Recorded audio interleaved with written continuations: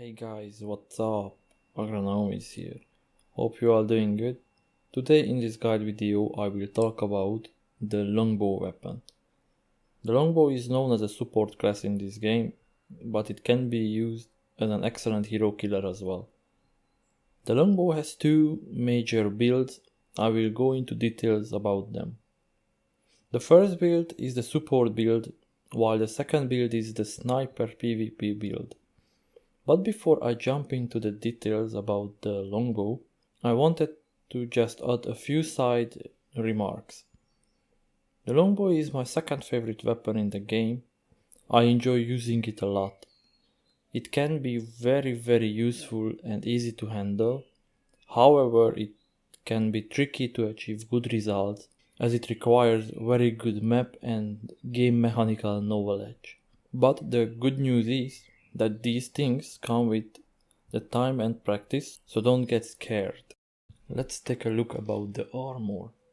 The Longbow wearing the light armor shares with the shortbow and the dual blade, plus cheaper to craft it, but obviously the durability of the light armor is less compared to the medium armor or the heavy armor, so it means you have to recondition it more often. What is the aim with the armor? In my opinion, it depends what you want. If you can afford to have two gears, one for PvP or deathmatches, then try to aim good defense stats on it and critical value on them. But for example, for sieges, I recommend to have more and more leadership. More you have, better it will be at the later stages of the game. The attribute points, it's pretty easy. I recommend to run with full agility to maximize the damage output, since the agility scales the piercing damage and almost all abilities what the Longbow using is require piercing damage. These are my stats if you want to compare with yours. I feel like my critical value is not the best, but I'm pretty fine with it. The runes what I'm using in my weapon, I'm using the rain of arrows, which launch 3 extra arrows fully charged. It's pretty good because one arrow, if you do a headshot with it, it does approx 800 to 1000 damage, so it can be 3000 extra damage, which in my opinion pretty good, and it's good for the combo what I will show you later on. Then the other runes are pretty obvious. Piercing penetration and piercing damage. Same applies in my chest. The third rune is increase my damage dealt, and after I die, my nearby ally will deal 15% more. But that 5% is pretty okay. In my helmet, I'm using each time I kill a hero, my damage is increased with 10%, and the bandage removes poison and stop bleedings. That rune saved my life so many times, and it counters short bows. I very enjoy it, but I met people who could argue with me why I'm using these runes in my head. I get used to this, it's fit my playstyle. I can recommend it, but you feel free to just play around, mess with them and see what's fit to your playstyle, what do you prefer. So let's start with the support build. And the first ability what I recommend in the support build is the flaming arrow, because torch an enemy hero unit. But mainly the main reason why I'm using this or people using this, because it dismount the heroes, and just imagine that situation when a spear is running to your units trying to kill them and something like that, and you just dismount him. So basically you interrupt the whole flank or charge from the spear and making a very good kill potential. The second ability is the Bodkin tipped arrow. This arrow, if you hit the target with it, as it shows the extra effect, reduces the slashing defense of the enemy by 30%, and it reduces the block as well. So imagine the situation when you hit somebody or shoot somebody with this arrow, and your teammate just going on him and dealing extra damage on that person.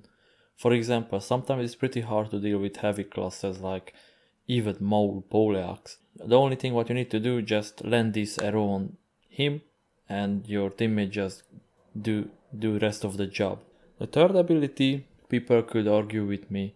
I use this light-footed because there is many reasons why, but the main reason it's just you press one button, you are disengaged from the rough situations and gives you an extra 35% move speed for 3 seconds, so it gets you out from stuns and daze and concussion and things like that, and even gives you 35% move speed, so you can just run away when situations are rough. Instead of this, I saw people running with marksman.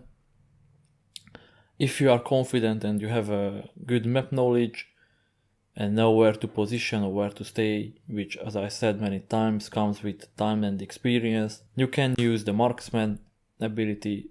Personally, I really like this marksman ability and I will turn back later on in my build. And as an ultimate ability, I recommend to use the explosive arrow as in the support build. This also knocks the enemies down from horse, plus doing AoE damage.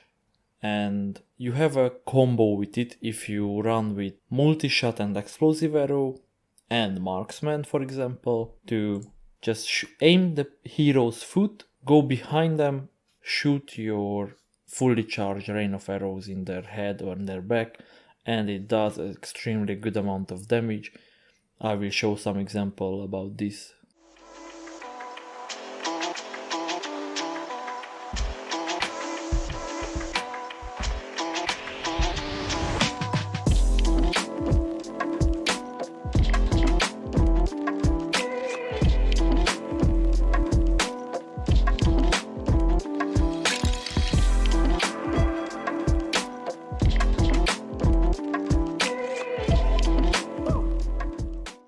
Let's move on to the second build, which is the sniper PvP build.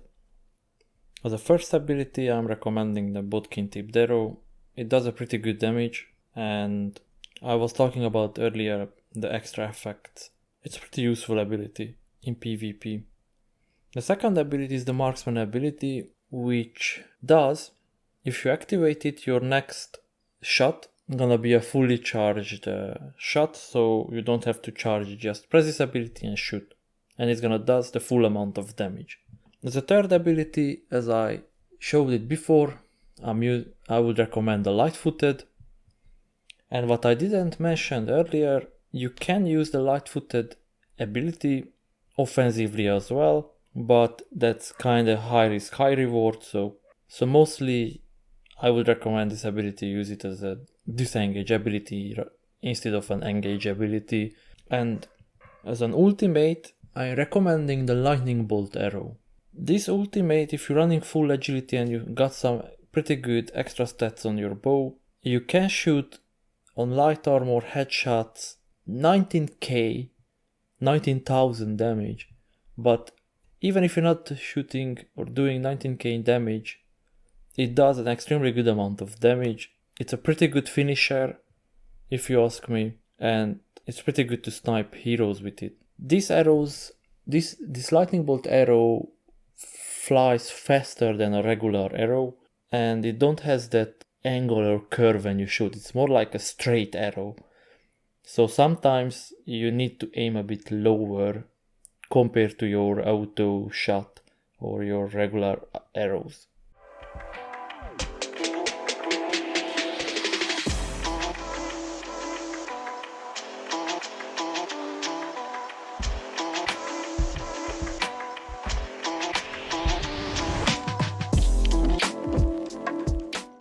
So as I promised, as a third build I'm gonna show you my build, the way how I'm playing the bow. I'm using the Rain of Arrows as my first ability, and the reason because I'm kinda playing a close combat bow. I like to be in the action, I like to be close, not always just sit back and snipe heroes.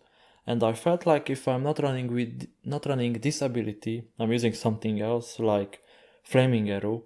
I often find myself, if the enemy is too close to me, I just cannot do anything. I have nothing to do. And if they are really close to me, I'm just using the Rain of Arrows and Marksman ability combo, so I'm always launching a fully charged Rain of Arrows into their face or their back or wherever, just at least I feel I have something in if they are getting close. I'm using the light-footed mostly for disengage. It just gives some extra confidence, however I have experience and map knowledge, but still just gives an extra confidence. And you know, there is that thing that you know, if there is a trouble you press a button and out of trouble. And lately I'm running with the lightning bolt arrow because I'm focusing on heroes to kill with, because it also can help the team. But obviously, and of course later on I'm gonna talk about it, how to be more useful with the bow. I'm trying to do those things as well.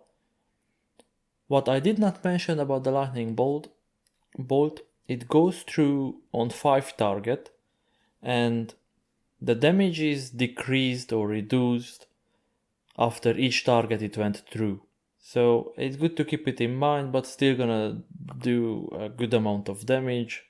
Rarely you will find yourself that something or somebody survived because there was a 2 unit front of them and the damage is reduced. At the end of the video, here is some tip how to play the bow. At the start of the battle, using a bow can be extremely useful for a couple of reasons. Kill the low tier units of the enemy when they are pushing the siege towers. You can stop a siege tower by yourself or finish siege towers or siege engines if they have very low hit points. You can destroy enemy artilleries.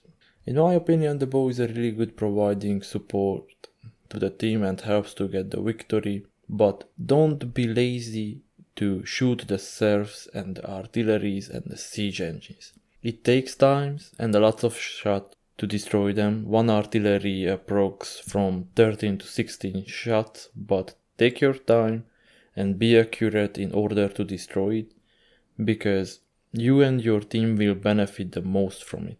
Usually as a bow you want to snipe and kill medium/light armor units, since it's hard to deal against heavies, but if you see archers miles away, snipe as many as you can, reduce their numbers. This will be very beneficial for you and for your team, as every single unit counts and can lead to the victory. Your task should be to eliminate the easy but far away targets and make space for your team. This can be unit, artillery. Also another tip or advice, kill the enemy hero's horses, especially if you are using the lightning bolt arrow as an ultimate, because if the enemy has no more horses, they need to run, which makes them much slower.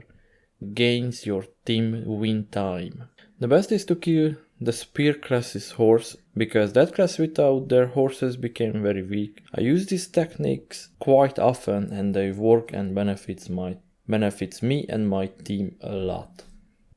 Before I really finish this video, I would like to share 3 more small but good tips. First, try to snipe high value units like falconetti gunners and flamethrowers. Even if you manage to kill 2 or 3, that can be crucial for the team since they have low unit count. The second, try to find the high ground spots to help maximize your damage output, plus get a better view of what's going on the battlefield and you can easier coordinate your teammates. Third, select a color which will easy stand out, like a blue for the cross. Let me know in the comment section which part was useful for you. If you like this video, please drop a like, and if you want to see more content and guide about this game, then don't forget to subscribe, and as usual, have a great day.